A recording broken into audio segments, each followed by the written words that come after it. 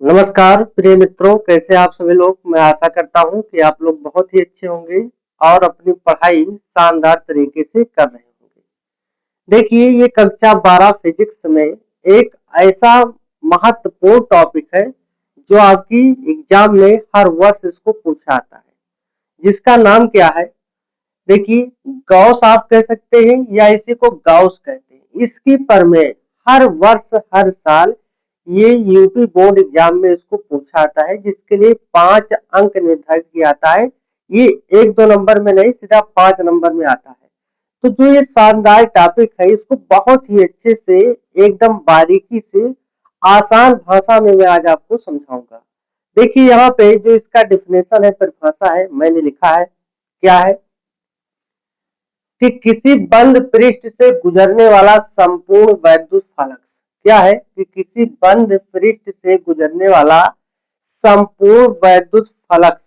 अब जो वैद्युत फलक होता है उसका प्रतीक जो होता है, सिंबल होता है, या आप ऐसे कह सकते हैं कि उसको हम फाई ई के द्वारा प्रदर्शित करते हैं। ये जो यहाँ पे प्रतीक बनाया गया है, जो निशान यहाँ पे है, वो फाई है और ई नीचे लिखा है। अब फाई का मतलब हो गया फ्लक्स और ई का मतलब है इलेक्ट्रिक। तो इलेक्ट्रिक फ्लक्स जो होता है उसी को हम हिंदी में कहते हैं वैद्युत फ्लक्स। इतनी बात क्लियर।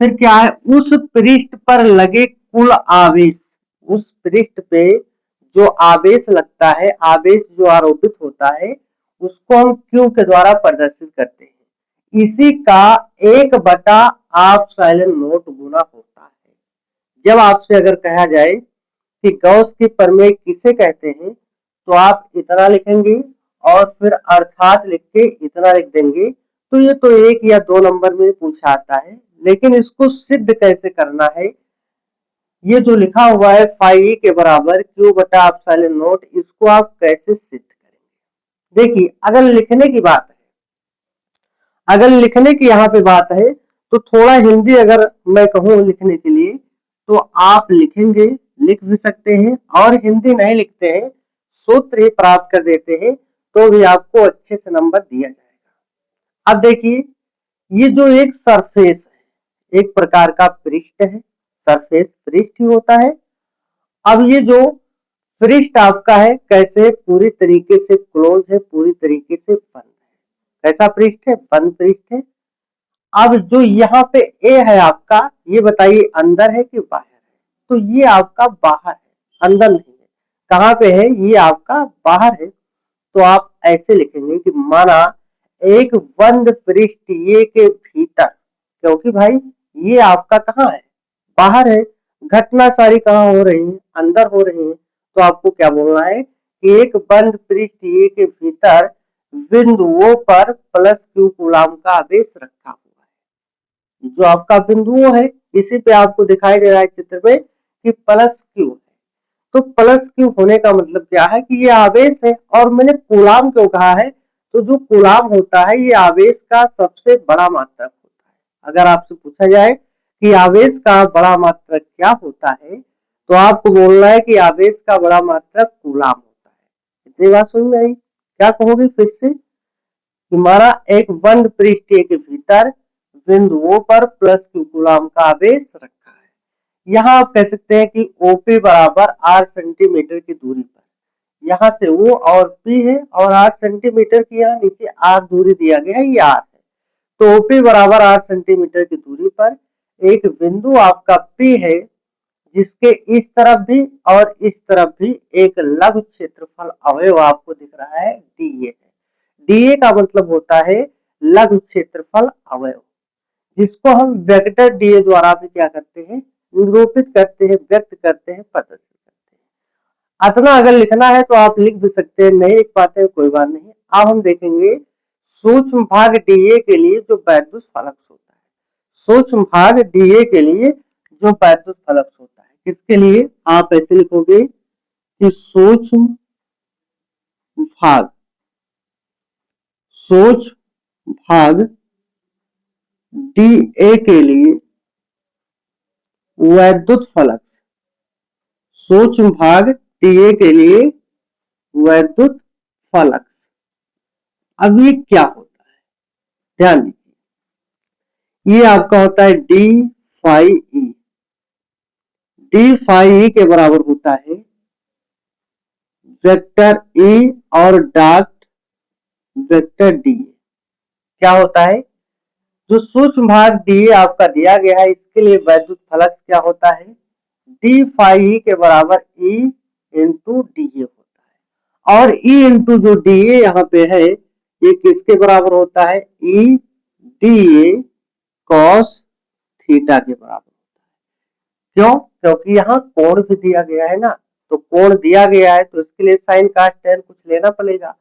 तो यहाँ कास थीटा लिया है मैंने, क्या लिया है, कास थीटा लिया है। तो डी फाई के बराबर ई इंटू डी ए होता है, और इसी के बराबर क्या होता है, E D A cos theta होता है। इतनी चीज आपको क्लियर होना चाहिए। अब आइए देखिए, ध्यान दीजिए, डी फाई ई के बराबर क्या लिखा हुआ आपका, ई और डी ए साथ में क्या है, कॉस थीटा है। डी फाई बराबर E D A cos theta.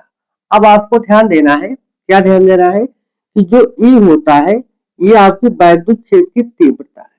ई का मतलब यहाँ पे क्या है, वैद्युत क्षेत्र की तीव्रता। आप लिखना चाहें तो लिख सकते हैं, ये आपकी है वैद्युत क्षेत्र की तीव्रता, वैद्युत क्षेत्र की तीव्रता है। इंटेंसिटी ऑफ इलेक्ट्रिक फील्ड जिसको कहते हैं, इंटेंसिटी ऑफ इलेक्ट्रिक फील्ड यानी वैद्युत क्षेत्र की तीव्रता। और वैद्युत क्षेत्र की जो तीव्रता होता है ये किसके बराबर होता है, 1/4 पाई आर साइलन नोट क्यू बटा आर स्क्वायर के बराबर होता है। किसके बराबर होता है, जो ई है आपका, ई के बराबर होता है 1/4 पाई आर साइलन नोट क्यू बटा आर स्क्वायर के बराबर होता है। अब जहां ई लिखा हुआ है ऐसे हम लिखेंगे डी फाई ई बराबर ई के स्थान पर इतना लिखेंगे 1/4 पाई ऑफ साइलन नोट, और क्या है यहाँ पे क्यू बटा आर स्क्वायर,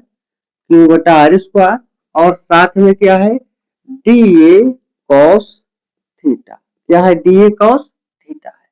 इतनी बात अगर आपको बहुत ही अच्छे समझ में आ रहा है, भाई आएगा क्यों नहीं, जब अच्छे समझाया जाएगा तो अच्छे समझ में आएगा। तो आपका क्या हुआ, डी फाई ई के बराबर, देखिए क्यू को एक के स्थान पर आप लाइए, ये जो आपका क्यू लिखा हुआ है क्यू को एक के स्थान पर लाइए तो आपका क्यू हो जाएगा, नीचे क्या है 4 पाई हाफ साइलन नोट, और डी ए कॉस थीटा को क्यू के स्थान पर ले आइए तो डी ए कॉस थीटा बटा क्या हो जाएगा, आर स्क्वायर हो जाएगा। अब आपको ध्यान देना है, आपने पढ़ा होगा सॉलिड एंगल जिसको हम घन कोण कहते हैं, घन कोण के नाम से जानते हैं। क्या होता था, सॉलिड एंगल की डिफिनेशन क्या थी, ये सब आपने पढ़ा होगा, ठीक है। कि किसी गोले के केंद्र पर जितना भी कोण अंकित किया जाता था उसी को हम सॉलिड एंगल यानी घन कोण बोलते हैं। और घन कोण डी ओमेगा के बराबर होता था। डी ओमेगा बराबर आपका फार्मूला था डी ए कॉस थीटा बटा आर स्क्वायर। ये आपका किसके बराबर होता है, डी ओमेगा के बराबर होता है डी ए कॉस थीटा बटा आर स्क्वायर। आपको याद करना है, सॉलिड एंगल घन कोण जो होता है उसको ओमेगा के द्वारा हम प्रदर्शित करते हैं। अब यहाँ डी ओमेगा के बराबर